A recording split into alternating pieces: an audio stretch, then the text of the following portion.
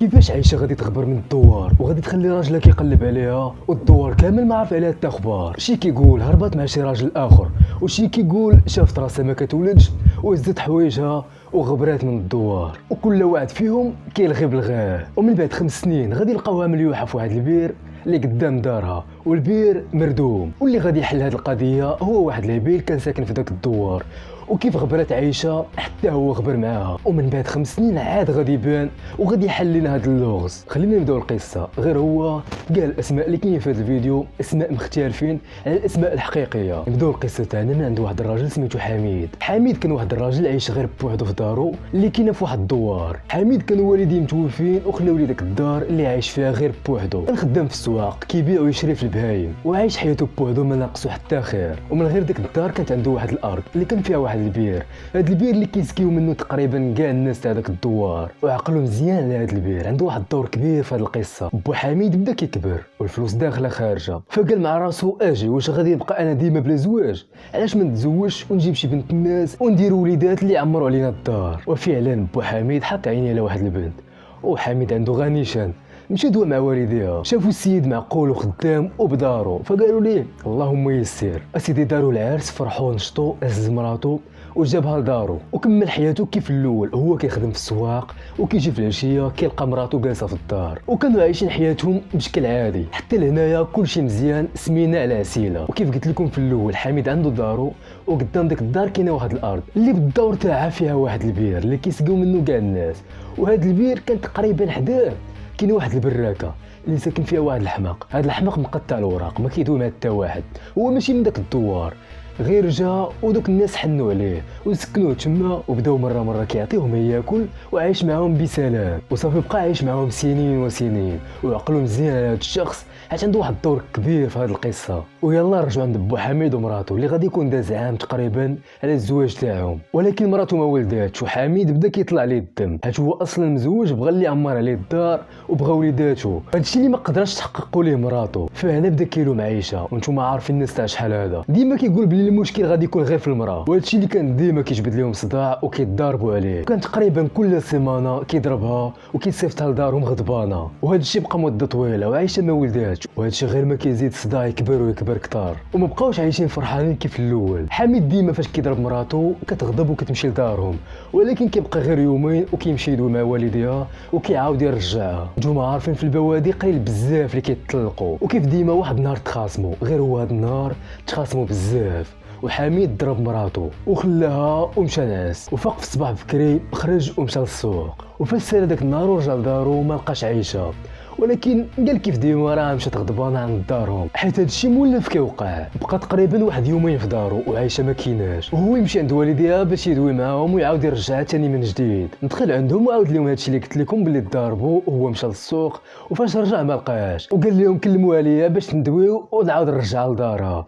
ولكن كيتفاجئ بلي عائلتها قالوا لي راه ما جاتش كاع نهائيا، وشحال هادي ما شفناهاش ولا دوينا معاها وما بقينا سمعنا عليها حتى اخبار، وقلنا راها في داركم كلشي بخير. قالوا لي ويلي انت فين غادي تكون؟ مشات يومين كاع وهي ما كايناش في الدار، وهي فين ما كتخاصموا كتجي عندنا نيشان وراه ما عندهاش فين تمشي. من هنايا الخبر تلقات في الدوار كلشي ولا كيدوي على عائشه، وكل واحد فيهم شنو كيقول. وانتم عارفين الهضره تاع الناس. انا والديها بداو كيصونيو على عائلاتهم اختها وخوها وتيقلبوا، ولكن والو ما لقاوش لها الاثار، بحال تحلت الارض وبلعاتها. وهنايا اتفقوا باش يمشيو عند الدرك الملكي، وداكشي نيت اللي وقع. مشاو عندهم وعاودوا لهم القصه كامله. الدرك الملكي بداو كيقلبوا وكيديروا خدمتهم، وبطبيعه الحال غادي يبداو التحقيقات مع راجله هو الاول، ولكن ما صوروا منه والو. السيد ثابت على هضرته وما كيدخلش يخرج في الهضره. فبداو كيسولوا الجيران واش شافها شي واحد داك النهار، ولكن والو حتى واحد ما شافها. وهنا الناس تاع الدوار غادي يلاحظوا بلي داك الحماق اللي كان ساكن حداهم حتى هو غبر ليه الاثار وما بقاش كيبان، ولكن ما اهتموش بهذا الشيء بزاف، وبقات غير الهضره تاع الناس اللي كتدور وما كايناش شي حاجه اللي صحيحه. سيدي دازوا السنين والقضيه حتى واحد ما لقى لها جواب. حميد عيط تسنى مراته ترجع ولكن ما رجعاتش، وهو ينوض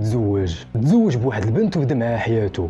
دوزو سنين وحميد مراته حملات وداك الشنيت اللي كان باغي يتحقق، وولدات ليه واحد الوليد وبقاو عايشين في سعاده. عايشه لدابا ما كاين عليها حتى شي خبار، والناس ديال داك الدوار تقريبا نساوها. كانوا تلقوا لها شي اشاعات بلي هربت مع شي واحد، وصافي من بعد تسد داك الموضوع تاعها. حتى دازت 5 سنين وفي واحد النهار طاحت واحد الروح في واحد المدينه، ودوك الناس اللي عيطوا للبوليس قالوا لهم بلي لقاو واحد الحماق حدا الضحيه، وقالوا لهم راه ممكن يكون هو مول الفعله. هنا يجوا البوليس طايرين هزوا الضحيه وهزوا داك الحماق اللي كانت الحاله تاعو موسخه بزاف، عنده اللحيه وكتبان فيه مقطع الوراق. بداو التحقيقات معاه وبداو كيسولوه، ولكن كاع البوليس اللي كانوا تما استغربوا من الهضره تاعو حيت كان كيجاوبهم كواحد بعقله. هنا البوليس شكوا بلي دير فيها هبل تربح ومخبي شي حاجه. فهنايا غادي ياخذوا البصمات تاعو وغادي بوانتيوه. فاش بوانتاو كيلقاو السيد روشيرشي. علاش؟ حيت مطيح روح قبل 20 عام. انايا زيروه مزيان وبدا كيعترف ليهم، قال لهم فعلا انا ماشي حماق، وفعلا انا اللي طيحت ديك الروح، وهذا الشيء علاش رجعت راسي حماق باش حتى واحد ما يشك فيا. وهذا الشيء كان غادي مزيان. جيت من الجنوب لواحد الدوار غير هنايا وسكنت معاهم 15 عام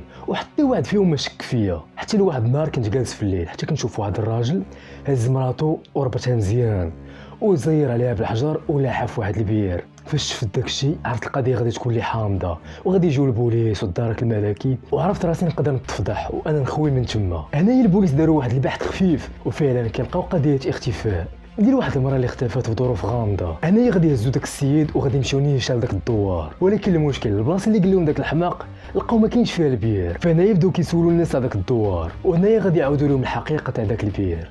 قالوا لهم فعلا كاين واحد البير هنايا وكانوا الناس على الدور كاملين كيزكيو منه، حتى غبرات مرات داك السيد بواحد المده قصيره تقريبا واحد الشهر ولا شهر ونص. هو يقول لنا مول داك البير ما تبقاوش تسقيو ليا من بيري، وفعلا تخاصم مع الناس على الدوار تقريبا كاملين وما بقاوش كيسقيو ليا من داك البير تاعو، وداك البير ما بقى كيسقي منه حتى واحد.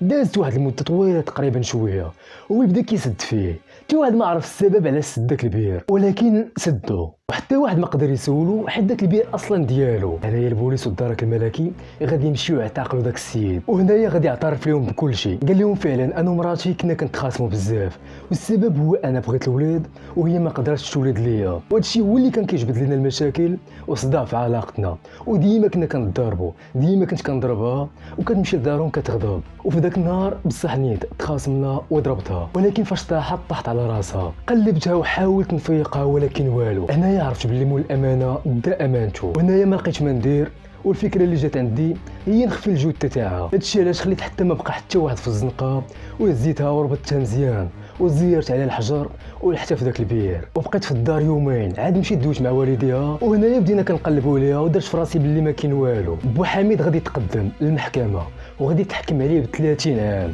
وحتى داك الحماق ولا اللي يدير فيها حماق غادي تحكم عليه ب 30 عام على ديك الروح اللي طيح شحال هادي. الصراحه كنشوف بزاف كينوضوا صداع على الاولاد، لا انت ما كتولدش لا انت ما كتولديش. ديروا في بالكم باللي كل شيء في يد الله، ونهار غادي يكتب لكم يكون عندكم وليدات غادي يكونوا عندكم ان شاء الله. خليو الثقه ديالكم كامله في الله. الاصدقاء هادشي اللي كان، الا كانوا كيعجبوكم بحال هاد القصص ديروا واحد لايك. هادشي اللي كان معكم زوي صامد ان شاء الله.